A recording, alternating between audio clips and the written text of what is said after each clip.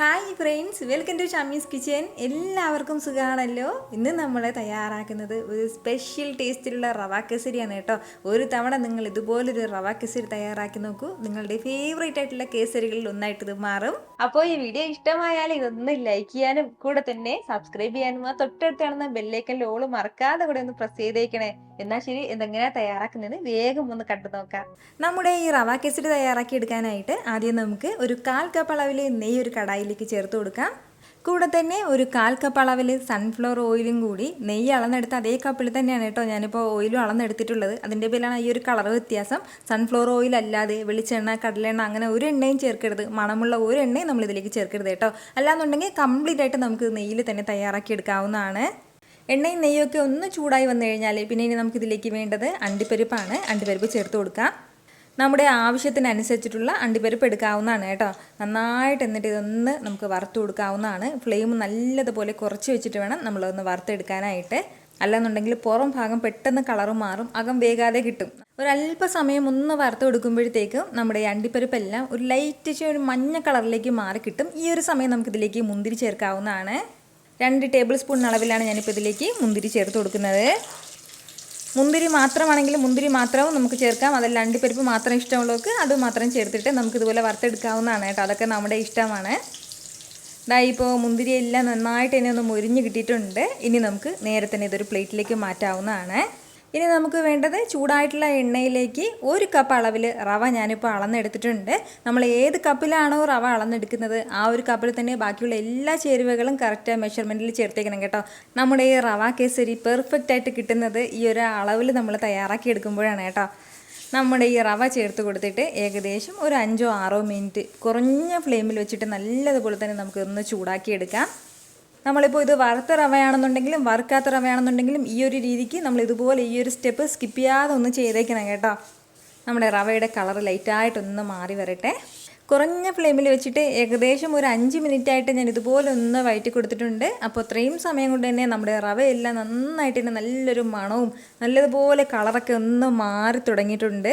നന്നായിട്ട് തന്നെ ഒന്ന് മുരിഞ്ഞ് കിട്ടിയിട്ടുണ്ട്. ഈ ഒരു സമയം ഇതിലേക്ക് പിന്നെ നമുക്ക് വേണ്ടത് ഒരു പഴം ഞാനിപ്പോൾ ഇതുപോലെ ഒന്ന് അരിഞ്ഞെടുത്തിട്ടുണ്ട്. ഞാൻ എടുത്തിട്ടുള്ളത് റോബസ്റ്റ പഴമാണ്. ഇതിന് പകരം നമുക്ക് ചെറുപഴമാണെന്നുണ്ടെങ്കിൽ ചെറുപഴവും ചേർക്കാവുന്നതാണ്. നേന്ത്രപ്പഴം ചേർക്കരുത്. ബാക്കി ഏത് പഴം വേണമെന്നുണ്ടെങ്കിലും ഇതുപോലെ ഒന്ന് വട്ടത്തിലരിഞ്ഞ് അതുകൂടി ചേർത്തിട്ട് 1-2 മിനിറ്റ് മാത്രം ഒന്ന് നന്നായിട്ടൊന്ന് ഇളക്കി കൊടുക്കാം. പഴം നല്ലതുപോലെ ഒന്ന് ചൂടായി വെന്ത് കിട്ടണം. അതിന് വേണ്ടിയിട്ട് മാത്രമാണ്. നമ്മൾ റവ കേസരി തയ്യാറാക്കുന്ന സമയത്ത് ഇതുപോലെ ഒരു പഴം കൂടി ചേർത്തിട്ട് നമ്മൾ തയ്യാറാക്കുമ്പോണ്ടല്ലോ ഒരു പ്രത്യേക ടേസ്റ്റിലാണ് നമ്മുടെ കേസരി പിന്നെ കിട്ടുന്നത്. നമ്മളിതിലേക്ക് ചേർത്തിട്ടുള്ള ഈ ഒരു പഴം നന്നായിട്ട് തന്നെ ഇതിലേക്ക് വെന്തുടഞ്ഞ് ചേർന്നോളും കേട്ടോ. അപ്പോൾ ഇതുപോലെ 1-2 മിനിറ്റ് ഞാനൊന്ന് വഴറ്റി കൊടുത്തിട്ടുണ്ട്. ഇനി നമുക്കിതിലേക്ക് വെള്ളം ചേർക്കാവുന്നതാണ്. നമ്മൾ ഏത് കപ്പിലാണോ റവ അളന്നെടുത്തിട്ടുള്ളത് അതേ കപ്പിൽ തന്നെ 2 കപ്പ് അളവിൽ നല്ല തിളച്ച വെള്ളമാണ് കേട്ടോ ഇതിലേക്ക് ചേർത്ത് കൊടുത്തിട്ടുള്ളത്. ഈ 2 കപ്പ് അളവിൽ വെള്ളം ചേർത്തിട്ട് നന്നായിട്ട് തന്നെ നമുക്കൊന്ന് ഇളക്കി കൊടുക്കാം. പ്രത്യേകം ശ്രദ്ധിച്ചേക്കണം, പച്ചവെള്ളം ചേർക്കരുത്. നല്ല തിളച്ച വെള്ളം തന്നെ ഇതിലേക്ക് ചേർത്ത് കൊടുക്കണം. ഫ്ലെയിം ഈ ഒരു സമയത്ത് മീഡിയത്തിനും ലോക്കും ഇടയിലാണ് ഞാനിപ്പോൾ വെച്ച് കൊടുക്കുന്നത്.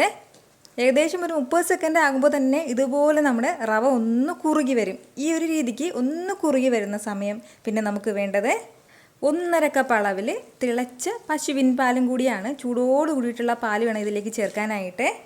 നമ്മൾ റവ അളന്നെടുത്ത് അതേ കപ്പിൽ തന്നെ നമ്മൾ ഈ ബാക്കിയുള്ള ഈ പാലും അതുപോലെ തന്നെ വെള്ളം എല്ലാം അളന്നെടുക്കണം കേട്ടോ. ഞാൻ പ്രത്യേകിച്ച് വീണ്ടും വീണ്ടും എടുത്ത് പറയുകയാണ്. കട്ടയൊന്നുമില്ലാത്ത രീതിയിൽ നന്നായിട്ട് ഇതൊന്ന് ഇളക്കി കൊടുക്കാം.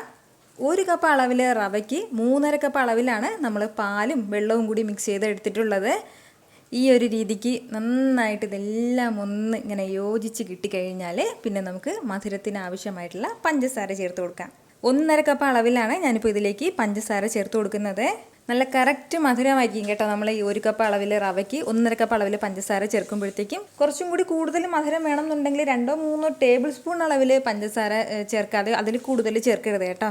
അതുപോലെ തന്നെ മധുരം കുറച്ച് മതിയെങ്കിൽ അത് നമ്മുടെ ഇഷ്ടത്തിനനുസരിച്ചിട്ട് ചേർക്കാവുന്നതാണ്. നമ്മൾ ഈ പഞ്ചസാര ചേർത്ത് കഴിയുമ്പോൾ തന്നെ വീണ്ടും ഇതൊന്നുകൂടി ലൂസായി വരും. നമ്മൾ ചേർത്തിട്ടുണ്ടായിരുന്ന പഴമെല്ലാം നന്നായിട്ട് ഇതിലേക്കൊന്ന് ഉടഞ്ഞ് ചേർന്നിട്ടുണ്ട്. ഇനി ഇതിലേക്ക് കളറിന് വേണ്ടിയിട്ട് വേണമെന്നുണ്ടെങ്കിൽ മാത്രം നിർബന്ധമൊന്നുമില്ല, ഒരല്പം കുങ്കുമപ്പൂ കൂടി ചേർക്കുകയാണ്. ഇനി ഒരു 1/2 ടീസ്പൂൺ അളവിൽ ഏലക്കാപ്പൊടി ചേർത്ത് കൊടുക്കാം. കൂടെ തന്നെ ഒരു 2 ടേബിൾ സ്പൂൺ അളവിൽ നെയ്യും കൂടി. ഇനി നമുക്കിതിലേക്ക് നമ്മൾ വറുത്ത് മാറ്റി വെച്ചിരിക്കുന്ന അണ്ടിപ്പരിപ്പ് മുന്തിരിയും കൂടി ചേർക്കാവുന്നതാണ്. ഇനി ഇത് നമുക്ക് നല്ല രീതിക്ക് തന്നെ എല്ലാം കൂടി ഒന്ന് ഇളക്കി യോജിപ്പിച്ച് മിക്സ് ചെയ്ത് കൊടുക്കാവുന്നതാണ്. വളരെ രുചികരമായിട്ടുള്ള ഒരു റവ കേസരിയാണ് കേട്ടോ. നിങ്ങൾ ഇതുപോലൊരു റവ കേസരി വീട്ടിൽ തയ്യാറാക്കി കൊടുക്കുകയാണെന്നുണ്ടെങ്കിൽ ഇത് എങ്ങനെയാണ് ചെയ്തതെന്ന് ഉറപ്പായിട്ട് നിങ്ങളോട് ചോദിക്കും കേട്ടോ. അത്രയ്ക്കും ടേസ്റ്റി ആയിട്ടുള്ളൊരു റവ കേസരിയാണ്. മസ്റ്റായിട്ട് നിങ്ങൾ ട്രൈ ചെയ്ത് നോക്കേണ്ടതാണ്. പ്രത്യേകിച്ച് കേസരിയൊക്കെ ഇഷ്ടമുള്ളവർ ഈ ഒരു ഫ്ലേവർ കൂടി ഒന്ന് തയ്യാറാക്കി നോക്കണം കേട്ടോ. ട്രൈ ചെയ്ത് നോക്കുന്നവരൊക്കെ മറക്കാതെ നിങ്ങളുടെ ഫീഡ്ബാക്ക് കൂടി എനിക്കൊന്ന് അറിയിച്ചേക്കണം.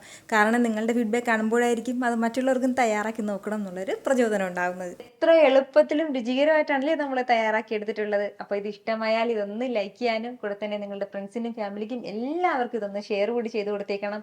ഇതുപോലുള്ള റെസിപ്പിക്ക് വേണ്ടിയിട്ട് നമ്മുടെ ഷമീസ് കിച്ചൻ ചാനൽ ഫോളോ ചെയ്യാനും സബ്സ്ക്രൈബ് ചെയ്യാനൊന്നും ആരും മറക്കരുത്. വീണ്ടും നല്ലൊരു ഷാറ് വീഡിയോ ആയിട്ട് നാളെ കാണാം. അതുവരേക്കും എല്ലാവരും ഹാപ്പി ആയിട്ടിരിക്കുക, സന്തോഷമായിട്ടിരിക്കുക, എല്ലാവരും സേഫ് ആയിട്ടിരിക്കണം. Take care friends. ടാറ്റാ.